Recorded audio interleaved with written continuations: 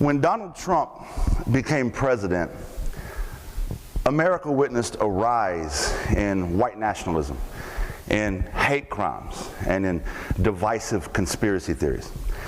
But a lot of people thought that was a new phenomenon, that it was somehow reactionary behavior to Donald Trump's rhetoric and ideology. The fact is, that isn't true. The fact is, it's quite the opposite. You see, Donald Trump was put into office by white nationalism, by divisive conspiracy theories, and by a long history of white supremacy in this country. Conspiracies of war against white America, conspiracies of the government attacking white Christian America. These conspiracies have existed in white communities across America for decades. Donald Trump simply provided legitimacy to these conspiracies by using key and designated language in his campaign that caused white America to circle in a shark frenzy and cast their votes. Now, how do I know this? How can I say this so confidently? Because I come from a white little town in North Carolina where I learned white supremacy. Racism is so casual where I'm from, it's culture. I'll say it again, racism is so casual, it's culture. And that culture breeds the next generation of white supremacists. And that's what I want to talk about today. I want to talk about that cycle of white supremacy that has yet to be broken. I want to talk about the silent complicity of white America whenever white supremacy is challenged. I want to talk about the ignorance of white America as it pertains to identifying and stopping white supremacy. Because you see, white supremacy is the single most dangerous thing in America to anybody who doesn't look like me. But every time white supremacy rears its ugly head, we treat it like it's a new dog doing new tricks. No, it's the same dog, same tricks. And I'm here to tell you that if we don't change how we treat the dog, it's going to keep doing the same trick. It's going to keep biting. I was raised in the mountains of western North Carolina in a white little neck of the woods, often referred to as a holler. I grew up with the Confederate flag in my front yard, and my neighbor had one in his, and this neighbor in his, and the guy down the road, everywhere. That flag was a sign of our heritage. At least that's what I was told. What heritage, might you ask? A heritage of simple, hard-working Christian folk. Patriots who love their country and their neighbor, as long as your neighbor looks like you. Because I'm here to tell you, I didn't have any black neighbors. In fact, you had to go about 20, 30 minutes down the road before you got to the black neighborhood, or where I'm from, they refer to as the bad part of town. You see, racism, where I'm from, is so casual, it's hidden in plain sight. I didn't know it existed. The N-word was daily vocabulary. I didn't even know that was a bad word. Growing up, I learned that people who sag their pants are thugs. Growing up, I learned if you live in government-assisted housing, it's because you're too lazy to get a job and work hard like us.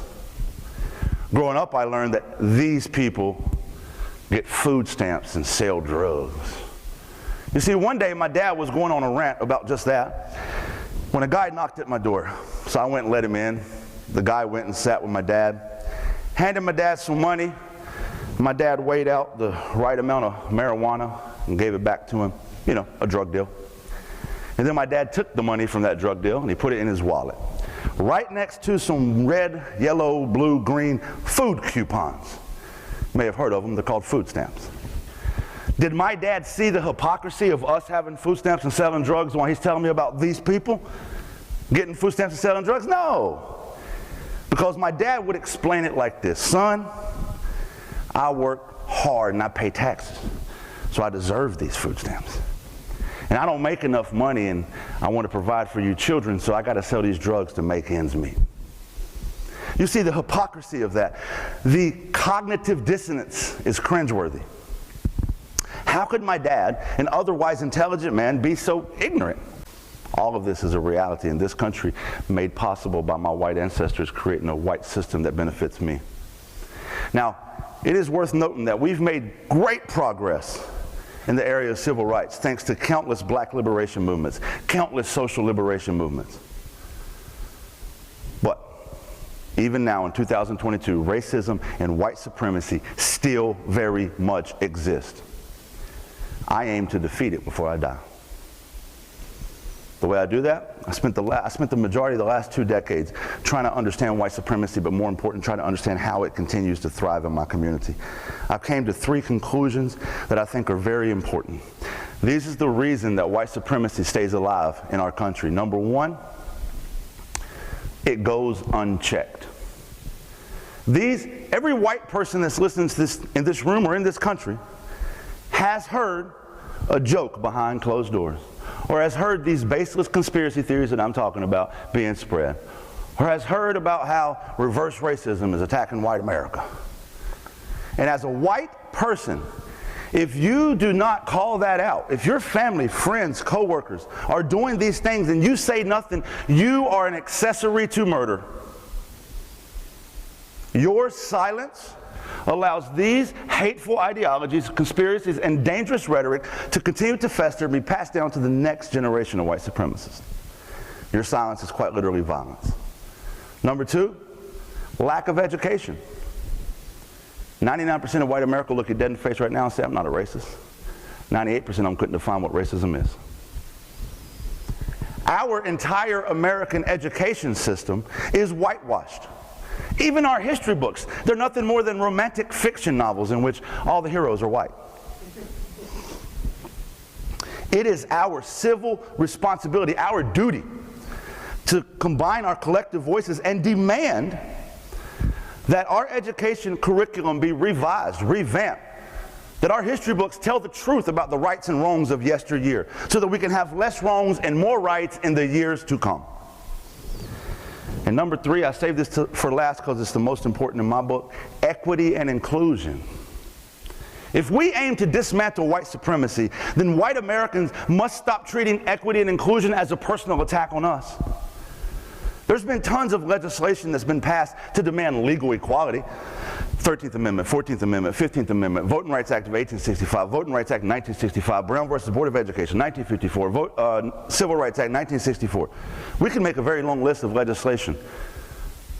But yet, without equity and inclusion, the problem still exists today. Because you cannot legislate morality. It is incumbent upon us to understand these systems and these standards of whiteness that I've referred to today and how they continue to thrive and survive. We must stop the cycle. In this proverbial right-handed world where everybody who's not white is proverbially left-handed, we must understand that the justice system, the policing system, the education system, the medical system, the financial system, the banking system, the prison system, all these systems are being used against our fellow citizens to oppress and marginalize them. We must have radical, ground-up change on every system in America, period. White people admitting that white supremacy exists is not an attack on us. Admitting that our parents, grandparents, great-grandparents created this system to benefit us is not an attack on us. Stop treating it like that. Admit there's a problem and become part of the solution. We must embrace our fellow human beings. The statistics I provided today, these numbers validate the struggle, the reality of not being white in America. Nobody's asking white people to have less or be less. All that's being asked is that our fellow Americans have and be just as much. Now, I could talk for hours on this, but I was only given 15 minutes. So I'm going to conclude with this. Number 1, I implore everybody who heard me say this to look deeper into each one of these topics. But if you're a white person listening to me, then I implore you to do this. Number 1, speak up. Without us as white Americans speaking up within our communities and saying no more of the jokes, no more of the let's make fun of other people, no more of these toxic conspiracies. No, let's speak up. My silence will not be compliance in your violence. Until that happens, we can't end white supremacy. Number 2, educate yourself. Are you a racist? That's not a yes or no question. Racism is a spectrum. How much do you know about it? Educate yourself. There's so many books, so many great black educators out there that have spoken on this topic. Educate yourself. Dig deeper. Get uncomfortable. And most importantly, educate your children. We got to raise the change we want to see in the world. And then number 3, Get involved. We as white people have a privilege in this country to walk into a city council, walk into a school board meeting, and our voice has power. Use your privilege for power. Demand equity and inclusion in your local schools. Demand equity and inclusion in your local city council meetings. Demand equity and inclusion in your budget for your city. We got standardized testing in schools, but we don't have standardized resources. Demand it. This is how we help end white supremacy. My name is Russell Ellis, and I was a racist. I'm a reformed racist and white supremacist. If I can do it, you can too. Thanks for listening, and thanks for coming to my TED Talk.